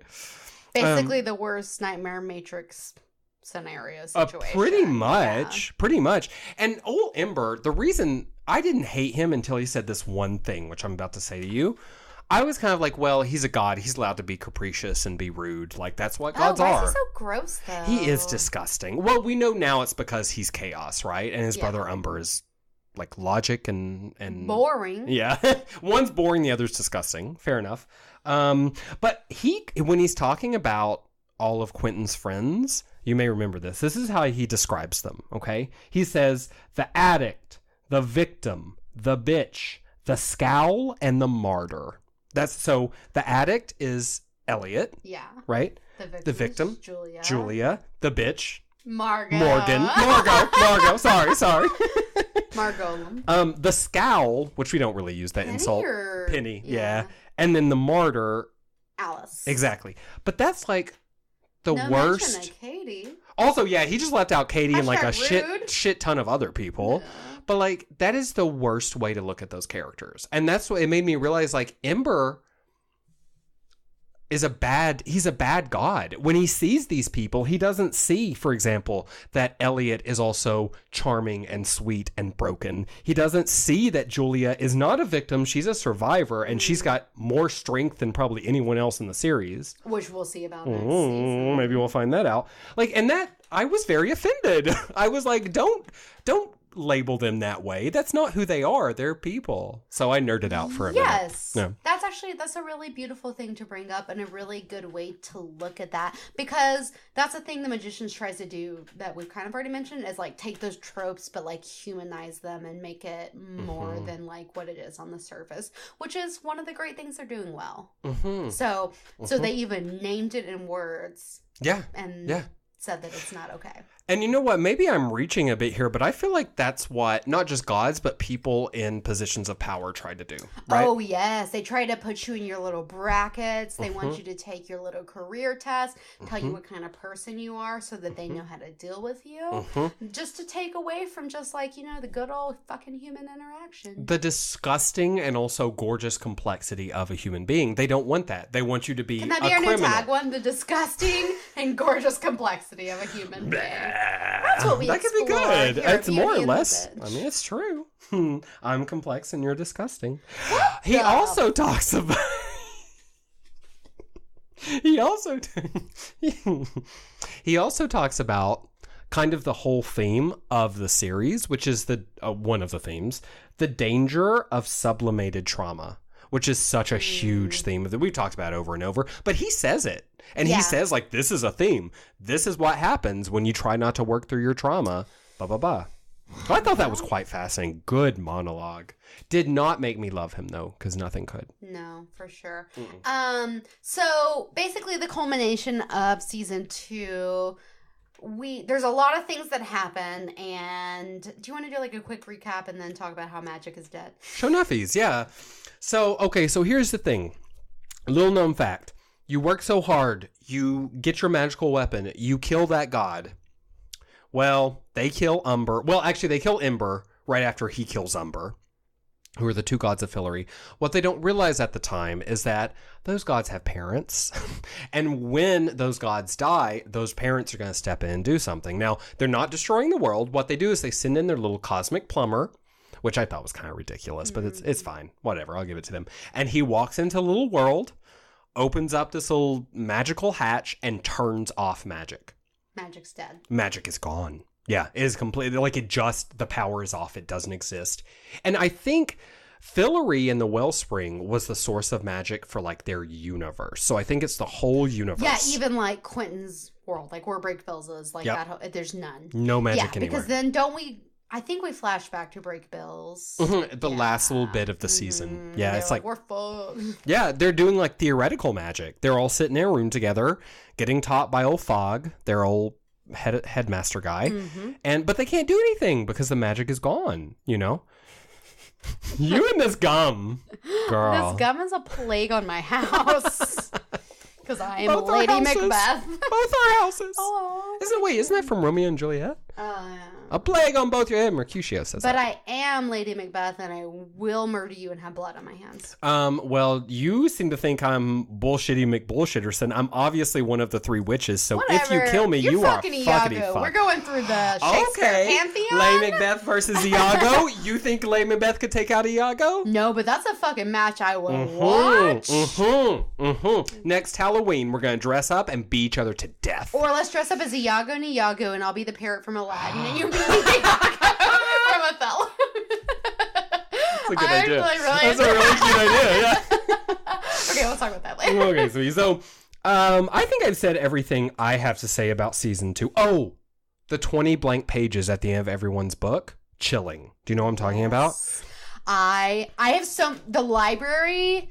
I have so many questions about it, and Penny's future is really tied to the library. So I think it'll be interesting to see the relationship he continues to develop and how much they'll try to use the library, because it's not a tool to be used for everyone, and they've tried to abuse it and they've kind of fucked themselves. But yeah, I agree. Chilling. and telling, because like there's just so much uncertainty in life, and like, you know, especially for someone like Alice, like she's a really big planner, and look at like her trajectory, you know, things have just not gone well. For anyone, I bet if you don't know this series, you haven't gotten this far in the episode because it's probably incomprehensible. But just in case you have and you haven't read it, there is a library in the Netherlands, and it holds all the books, but also the biography of every single person's life. So you can read your book, find out what your life is going to be. But it's not advisable. But it's not advisable. Yeah, it's supposed to fuck you up. But see, the thing is, Penny gets a job there, and as he's going through the books, he or someone else notices, I forget now, that every book ends at the same time, and that there are 20 blank pages after the end, which is that's not normal. Obviously, I hope that's obvious. So they know something cataclysmic is happening, and we find out. They think they don't know what it is. I think they think it's magic being turned off. Yes. And so that's why it ends up being, is because, you know, of course that library is dependent upon magic. It's such a magical place. Right. So when they kill Ember, that's the end of their books. But not the end of their lives, which is what they all kind of thought too. So it's I don't know what's going to happen with that. There's a lot to come, and I'm really excited for season 3. I am too. So season 3 holds a lot of questions, so we're gonna get some answers really soon, and we're gonna see Felicia Day coming into the cast as Poppy. I think she's really gonna change it up. We are taking pre-guesses on what the musical episode might be. I think if we've covered Les Mis, maybe we'll do a Hamilton song. I think that could definitely, because they mentioned Hamilton this season.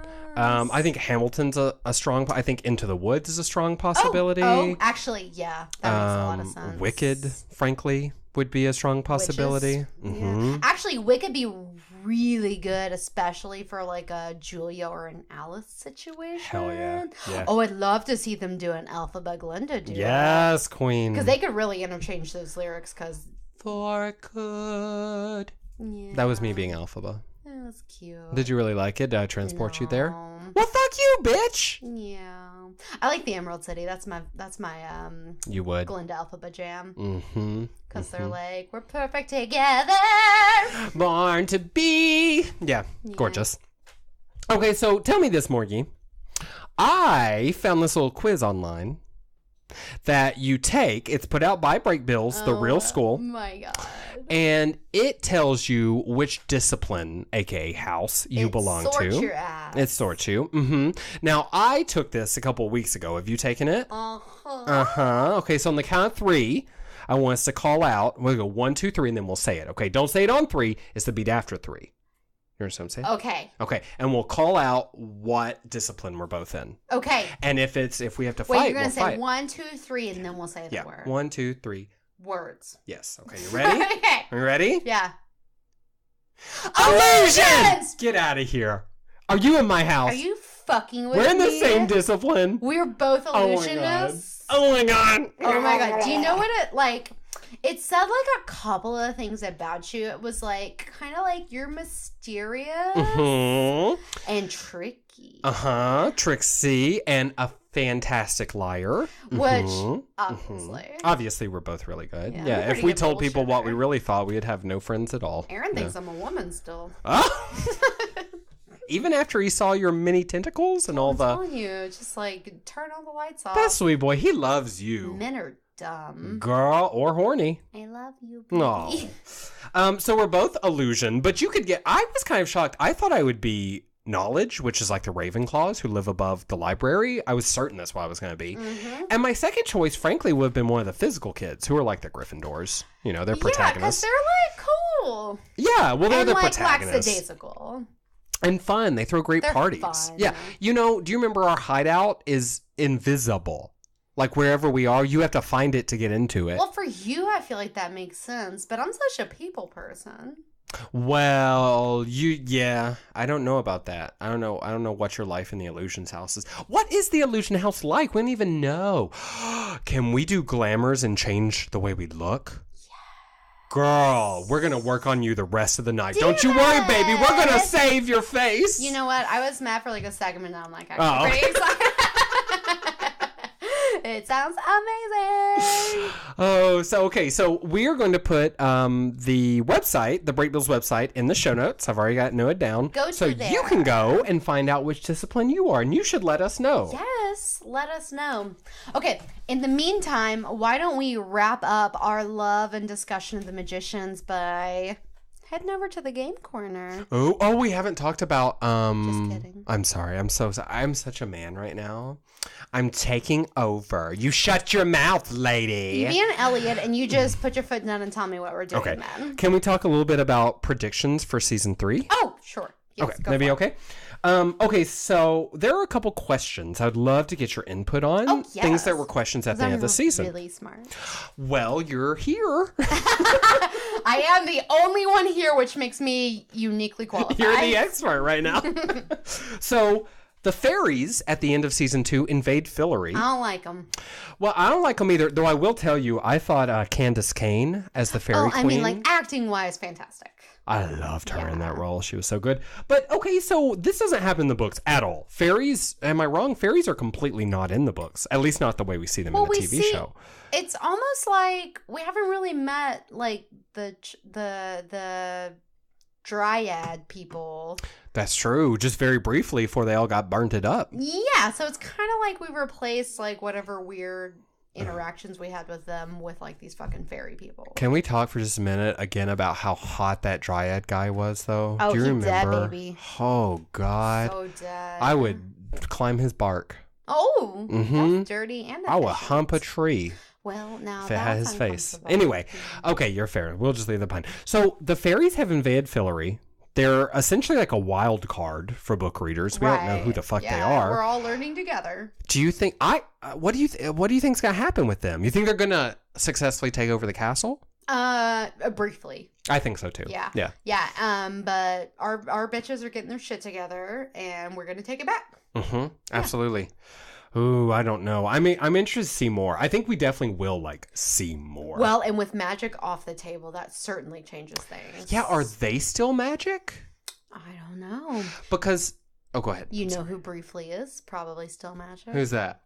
Julia. Shut your mouth. She got those sparkles. I Girl. love Julia's power and, like, seeing her kind of, she's had to rise above the cloud, and she's... At the end of the show, you see everyone being like, oh, magic is dead. And Julia being like, is it? Ding, ding. She said, ding, ding, with her fingers. Mm-hmm. So that's interesting. And I think that's actually pretty loaded because if, like, she's still drawing on magic is somewhere. So, like, what does that mean, Well, okay, so my prediction for Julia, and it's not a very creative prediction because it is kind of from the books, but... I believe that I think that Persephone gave her something. Oh, you think so? I think that power is, and Persephone's an elder god, I assume. Yeah. She's got to be. So, yeah, I'm thinking that however Julia has magic is specifically to do with Persephone or Lady Underground. But that's all we know so far. And really the books aren't that much help because things are happening so out of order. Yeah, honestly. And, like, her evolution, she has, like, no spoilers for future stuff, but, like, Julia's really transforming. Yep. So it's really interesting to see where she's going for season 3, especially, I think. Mm-hmm. So I'm excited. Yeah, me too. Okay, so I have another question. At the very end of the episode, Alice... the last episode of season 2, Alice runs away into the night screaming, looking crazy because an old lamprey is after her. She do look crazy. And can we please talk about what the fuck a lamprey is? Okay. So I think the best way to explain a lamprey is look up a picture of Morgan Messick. God damn it. I'm sorry, honey. No, you don't look anything like a lamprey. As far as I know, and I could be wrong, I'm not a biologist, but I think a lamprey is a boneless fish. I literally didn't research this. This is why I think. You're literally just making up what you think. Well, I think this is true, but someone correct me if I'm wrong. I think it's a boneless fish. I think it's a very old animal here on Earth, and it doesn't have any eyes that I'm aware of, and it's got a mouth that's like a circle and then rings of teeth, and it latches on and then, I don't know, sucks and gnaws, I guess. So, if I'm correct, and that's what a lamprey is, I'm imagining that, but like much, much bigger, living in space. That's some Stranger Things shit. Girl, it is sure enough. Yeah, she got some tulip head shit up in here. Turnip head? Turnip head! So I don't know. My question though is like, we know that her monkey friend, who was also a Niffin, he was saying he's not a monkey, he's a monk. Oh, her monk friend. But like, you know, when you add a Y to everything. Yeah. Like, exactly. Yeah. I mean, I was there with you. You were with me, but it was confusing. Thank you, Queen. Her friend, who is a Niffin, used to be a monk, right? Yeah. Who like buddies around with Alice.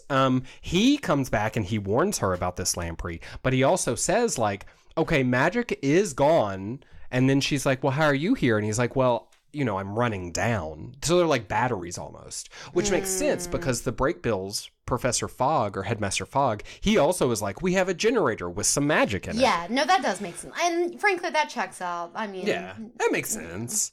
So I'm excited to see this lamprey. I hope it's big and scary, and I hope the special effects don't fuck it up also. To be honest, you know what? They should borrow from Stranger Things and do it like in the dark.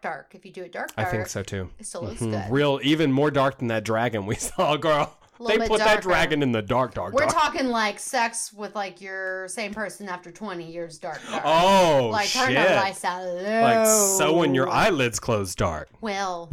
Yeah. I guess. I did that once. I regretted it. That's why your face looks so jacked. No. See, Morgan's so mean to me. This is so sad. Okay, the only other question I have, because we talked about all the other stuff. Do you remember that? Well, I know you remember. Margo had to give up her eyeball to get back from the fairy realm. She's going to look fierce forever. Mm-hmm. Finn had to give up her toes. Remember that shit? Oh. That was just kind of glossed over. They didn't show her feet or anything, but she was like wobbling. She got that drink of wine, and they were like, how'd you get back here? And she said, I gave him my toes. Okay, horrifying. Why did Josh give up? Because he didn't say nothing. And he's back in the world. And I do not think they'd be like, okay, we have her eyeball. We'll send you both home. No, Queen. These are fairies. Fairies don't play. Interesting. I think it was a testicle. Really? Mm-hmm. But you got another one. That's why it's okay. Just like her eyeball. That's why Finn got fucked. They took all her toes. Yeah, that's fucked up. Girl, they ain't right. I guess they left her feet, so that's nice. Well, I guess that's fair enough. But I don't like those fairies. They drive a hard bargain, and they shady. And I have to tell you, when we saw their little throne room, you know how their castle is. I was like, what's this broke down shit ass throne room? It was broke down. You got a bathtub. You got some people playing with frogs. I'm not impressed. Fairies. I'm right there with you. Okay. Do you have any other season 3s? No. So it really is wide open. I do. Oh my God. You give him an opportunity. You give him an inch, he takes a mile. I'm so sorry. I did forget one big thing, though. It's a huge thing. You're going to like it. So we know that the Muntjac, the ship, and the exploration on the ship is going to be part of season 3 because they've unveiled the actual ship. They built a real Muntjac. Where? You can see it online. You can just search Magician's Cast boat or something like that because they're like videos of them on the boat. They built an actual ship or, bought one maybe. But that's super expensive. So we know that's not a throwaway prop. So they are definitely going to be doing the quest of the Golden Keys or something similar. I'm kind of into that because I feel like Quentin has a lot of development along that journey. Oh, hell yeah. I think they all do. And also I really like sloths. So there's that. There's that. Yeah, I like to talk slow. Well, you just continue finishing your syllable. I'm just going to continue on while you sloth it out over there. Okay. So the Muntjac exploration... Yeah, keep going. I like it. I don't mind it. It's very similar to the Voyage of the Dawn Treader in Chronicles of Narnia. It's very reminiscent of Chronicles, but with like a little more fucking and a little more like dead people. And Exactly. But only just like a little. Just a little bit. Yeah, because there's plenty of death in the Chronicles. When they go on the Voyage of the Dawn Treader. Fucking between the pages. Oh, well, yeah, obviously. There's all kinds of fucking Reepicheep knows how to get it. 2-foot mouse. Mr. 2-foot Thomas mouse. one knows saying. That's fucked up. It is fucked up. He's a goat man. I'm fucking a mouse. You're fucking a goat. What is this life? But then they cast James McAvoy, and they expect you not how and you've seen his peen online, haven't you? No, but shortly thereafter this conversation's sweet over. bitch and God, you gotta get that girl. That is a big dick. Okay, we're gonna get back to the literally as soon as we're done here. But continue. So Voyage of the Dawn Treader is my favorite of the Chronicles of Narnia. I've probably read it 40 times in my life. I reread it again, and also the Muntjac parts. And I was going to do a game about it, and I was like, no, this is stupid. Instead, I just like to point out that this is a long tradition of like naval voyages and stopping at magical islands along the way. It's a great concept. Well, exactly, because your imagination can go wild. There can be an island of anything. Like, these are based on, well, the Aeneid and the Odyssey, obviously, were both boat-based travels. But there's an old kind of Irish story called the Imram. Oh. And it's specifically a naval voyage to... pardon my burpiness, to the other place or the other side. Which is very taking the final boat to, to the west. yeah. To Valor? No. To... Never mind. We'll come back to it. But The we know fucking what Lord it of the is. Rings, they Yeah. sail off. You leave out the Silver Havens or whatever. And The then... Grey Havens. Grey Havens, The yes. Grey Havens. Yes, Grey Havens. Yes, the sailing to the Grey Havens. So that is like, people have been telling those kinds of stories essentially since we started sailing, right? So if anyone It's romantic. It is romantic, and you can do anything with it, right? So like in the Chronicles of Narnia, they go into this dark island where nightmares come to life. My favorite island is called Deathwater Island, where there's that pool that turns everything to gold, and one of the guys they're searching for dove into the pool, so there's like a golden statue at the bottom. So good! But anyway... the Muntjac does very similar things and sort of goes to similar magical islands. So I'm really excited to see what they do with that. In some of the old Irish Imrams, they go to places like the Island of Laughter, where the minute you hit the shore, you start laughing and point at you, and you can never leave. It's like they lost a couple people there in the Imrams. And like, there are lots of islands full of like beautiful women who they fuck, but that's just a patriarchy thing. Sure. I'm just really interested to see where they go with it, because they're definitely doing it, because they wouldn't have bought that boat otherwise. Yeah, it should be interesting, especially since we've kind of peppered some aspects of the storyline into the previous season. So, like, they're not shy with inventing new material, so there might be some exciting new ventures for us there. Yeah. They might be pulling from Gulliver's Travels. I don't know. Maybe it'll be Lilliput. It could be. That shit's in free domain. You don't have to pay nothing for that. I'm into that. Okay, Morgan, let's be a matriarchy now. Where do you want to go? Let's go to the game corner. But we can take a boat there. Okay. Splash, splash, splash, splash. Splishity splash. Splash, splash, splash, splash, splash, splash. Splash. Ooh, I licked my spit guard. Well, it didn't taste that's good. so Tasted like my own spit. Okay, well, listen, we just have literally a couple of games to wrap up kept and round it out light. our Magician's Talk today. So, Mickey, why don't you get us kicked off with a little quote. Oh, it's my turn. Okay, so I'll read the quote. Could be from season 1 or season 2, though most of them are from season 2. Got it. And you tell me who said it. Oh, okay? Good luck. The way you are relating to that couch is not unknown to me. Want to hear it again, Morty? Yes, please. The way you are relating to that couch is not unknown to me. Sounds like a foreigner. What about that king dude? I mean, the prince Which dude. was it? Oh, Prince what's his face? Yeah. Who went to like boarding school in New York or I'm something? assuming it's not him. It's not him. Is it Elliot? You got it! It's when he walks in and old Julia's gotten her soul back and she's so sad. Oh, yeah. And I thought that was so sweet, the way he said it. And I was also like, girl, I feel you. The way she's relating to that couch, I've related to pieces of furniture like that. Okay, good job, Morgie. Good job. Why can't anything just be fixed? Quentin. Good guess. Sounds like Quentin. It's Katie. It's after everything goes to shit and she's done heroin again and she's talking to Penny. And I also was like touched by an angel when she said that, because I was like, yeah, girl.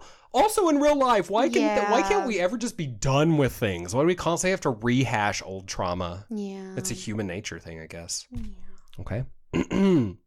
You hate chaos? Then fix the chaos you created. Imagine me twitching while I said that. That's a good hint.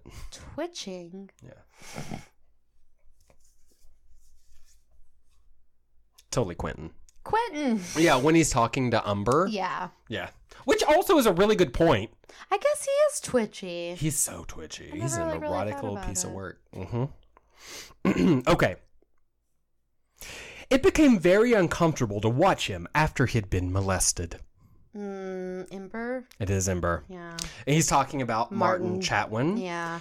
It became uncomfortable for everyone. It was uncomfortable. But you know what? The reason I pulled that out is because that I think that's the way people approach talking about sexual assault in real life too.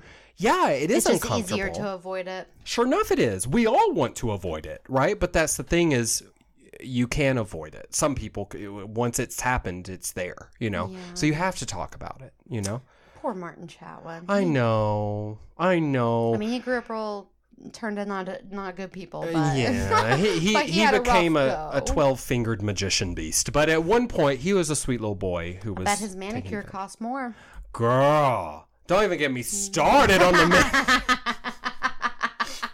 Okay, last one. This is probably my favorite quote in the entire series. Okay, magic doesn't come from talent; it comes from pain.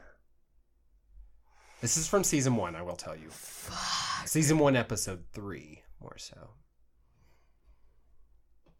Imagine me tall and drunk. Yeah, I can't remember his name. I mean, the, Russian dude. No, Mushakowski or something. Murakowski. No, it's not him. But I could see when Alice? It was Elliot, actually. Oh. And I didn't rewatch the whole scene. That is a beautiful quote. It's something he tells Quentin. And I think that's actually probably the heart of why I even like this show, is because I do think that in real life, when you experience pain, other people don't call it magic, but I kind of do. That's why I say I believe in magic. Yeah. I think when you experience pain, it deepens you as a person. It allows you to feel empathy. Your experiences carve out so much of who you are and your abilities. Yeah. And sometimes it breaks you, right? Sometimes it's too much pain, you niffing out and you're gone, that happens. Even if you're still walking around, you're dead inside. But I think normally it doesn't kill you and it does make you stronger. And that's why I think we can assume that every character in this show has experienced a shit ton of pain. In fact, we know the ones that we know they've experienced pain. Absolutely. So yeah, doesn't come from talent. It comes from pain. That's real life. Mm-hmm. All right, Morgie, so pick us up a little bit, because I pull us down a little bit. I'm sorry. Okay. I was talking about molestation. I was talking about pain. Well, we'll get back to some of that, Depression. I guess. No, I'm just kidding. I have none of sad. that. No. But what I do have for you is a whimsical roundup. Ooh. Which one? Which one? Which one? Which one? Yeah. So I'm going to just present you with 2 choices. Mm-hmm. No context. I just want you to tell me which one, okay? Oh, you're trying to flip the script right now. You're trying to flip the script right now. Which one? Okay, I'm prepared.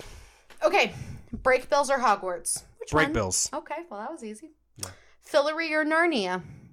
Narnia. Fillory's horrible. Fucked, right? It's so fucked. Narnia, I think, is actually okay. Yeah. Elliot or Margo? Margo. You know me. Margo or Janet? Margo. Janet's a horrible name. Alice or Julia? Julia. The Beast or Reynard? The Fox. Ooh, okay, and we have to talk this one through a little bit. The Beast, who, as we've said, 12-fingered magician, horribly molested as a child, grew up to be a garbage human, or Reynard the Fox, born to privilege, turned to a garbage god. I think... You know what? I'm going to pick the Beast, and let me tell you why. Because he's sadder. Yeah, because he actually has more of a reason to be evil. Reynard is just a spoiled godchild. Yeah, especially when we find out, we didn't mention this yet, that Persephone's his mother, and he's just throwing this fucking fit and killing all these people, raping all these women because his mommy left him. Fuck you, Reynard. He's the worst. Fuck you. He's the worst. Hate him. So definitely the Beast. He's done. Okay, Ember or Umber? Umber. He's boring, but at least he's not disgusting. That is so true. I mean, he rocks a flannel. So. I liked his little house with all his little fillery stuff. It's cute. Wands for magic, or tutting, which is what they call the way they do their finger movements. Okay, well, now we were talking about this before we started to record. I'm not good at tutting. It looks hard AF. It makes my fingers hurt, Yes. which they talk about in the books. Like, it's really hard.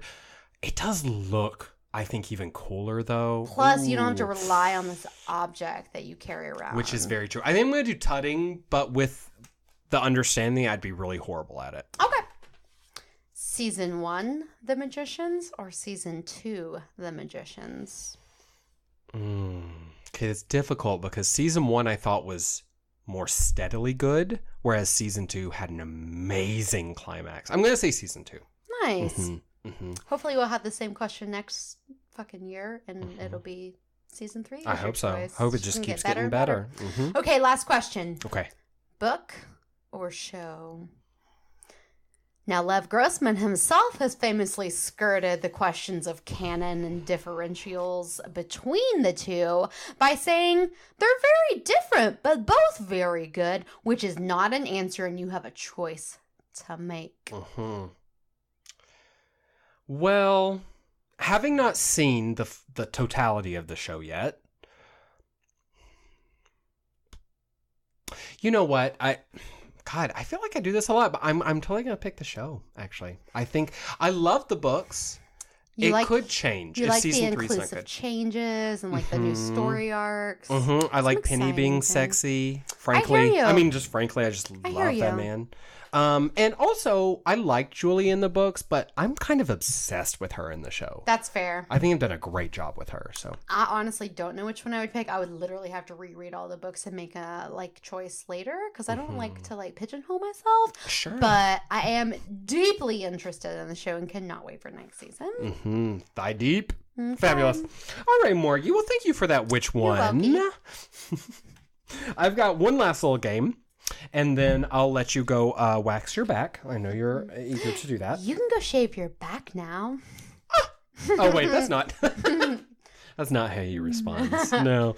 Okay, that's from Mean Girls, in case you didn't know. Okay, 2 umbers and an ember. So 2 true things and 1 chaos-filled, fucked up, disgusting thing. Got it. Okay, you ready? Got it.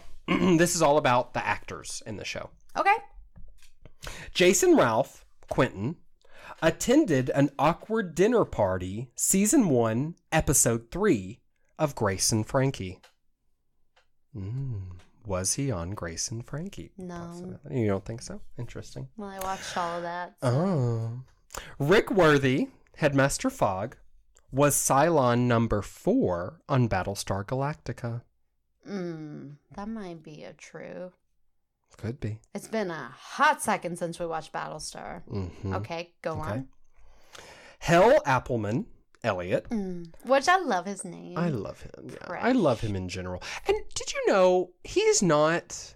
I couldn't find anywhere that he's out as a gay man. He might not be gay, but I'm almost positive he is gay.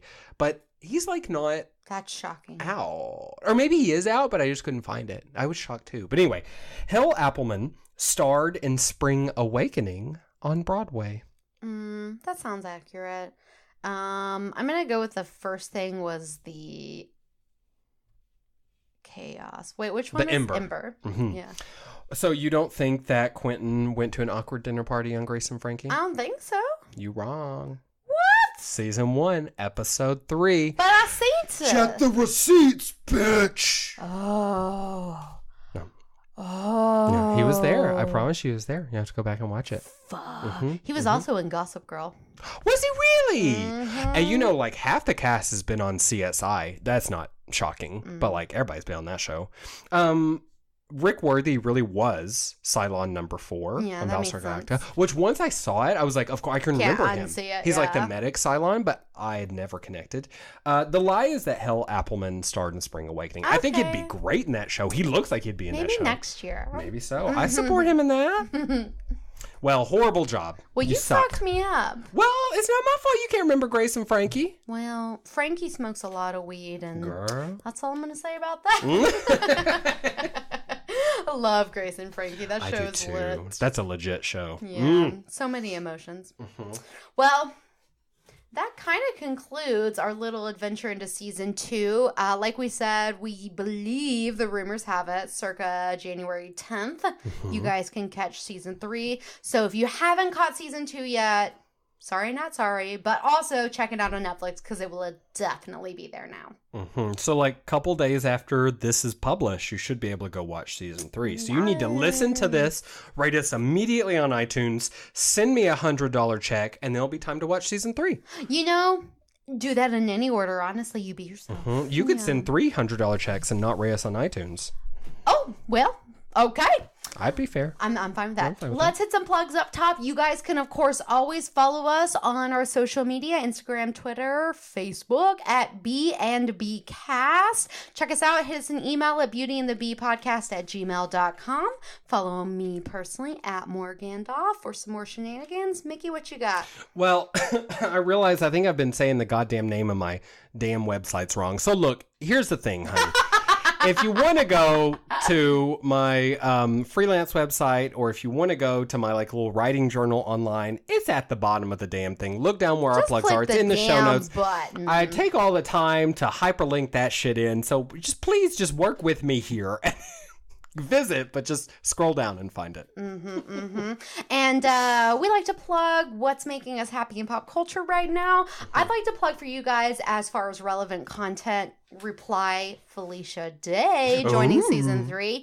Geek and Sundry, which is a lovely little kind of channel on the internet that tells us about all the happenings in every fandom. They do a lot of board game testings. They got tabletop. They got fucking Will Wheaton. I mean, basically they have everything. And you know what else they have? What they have? The one, the only Felicia Day. So give them a follow. Yes, check it out. And after you finish nerding out with Felicia Day, you should pick up one of my new favorite books. It's called Born. It's by a man named Jeff Vandermeer. Oh, it's such a pretty cover. It's so gorgeous. Now remember, Jeff Vandermeer, he wrote the trilogy I'm always talking about that has the most beautiful, talk for a second, Morgan. And is it like something Annihilation? He found it. I'm talking. He's coming back. He has answers for you. It's called the Southern Reach Trilogy. The Southern Reach Trilogy. But it is, the first one's called Annihilation. Yeah. So Born is the newest book. It's not of that trilogy. It's a different world. And Born is the name of like an amorphous, gelatinous blob that the protagonist finds in the matted hair of the 5-story high brown bear called Mord that is ravaging her town. That is a lot of things. It sounds completely insane, and it is. But essentially, it's a dystopian future in which genetic engineering has run awry. We've destroyed the environment, and people are just trying to eke out an existence in what is left of our civilization. It has a really nuanced cover, and when you shine it in the light, you see like a quasi double-sided like bear footprint. Girl, that's Mord's barefoot. Wow. Mm-hmm. It's beautiful and intricate. I'm into it. I have to tell you, this book made me sob. Wow. It got me, girl. So I recommend it to everyone. Borne by Jeff Vandermeer. If you want to sob, read that book. Or if you want to sob, find Mickey on his personal blog, which we will link to. Okay, and you'll be sobbing because you'll see true beauty and realize you can't possess it. Okay, Morgan, thanks for that. You're the sweetest. Thanks so much for joining us on this journey today. This is one of our first shows of the year, not our very first, but we are so happy to be with you another year, and we are committing to do more shows more frequently, covering more fandoms for you, BBs. Boop, boop. Love you. Thank you. Bye, BBs. Bye-bye. Bye. I love your mole, Morgan. So pretty. Stop telling people.